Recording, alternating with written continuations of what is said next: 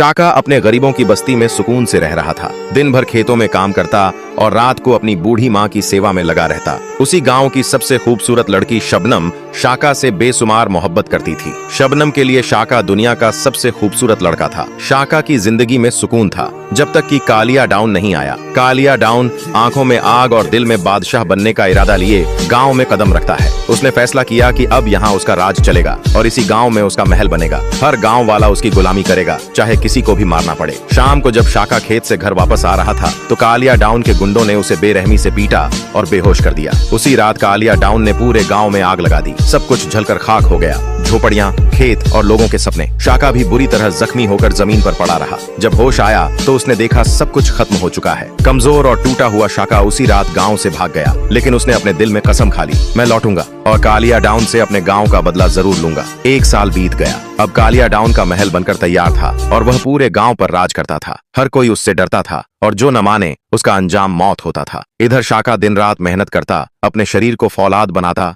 ताकत और हिम्मत जुटाता ताकि वह उस राक्षस कालिया डाउन को मिटा सके जिसने उसके गांव को जला दिया था। उधर उसकी माँ रोज आंसुओं में डूबी कहती, शाका बेटा तू कहाँ है, मुझे तेरी जरूरत है। अब सवाल यह है, क्या शाका अपने गांव को कालिया डाउन से आजाद करवा पाएगा या नहीं, यह जानिए अगले पार्ट में।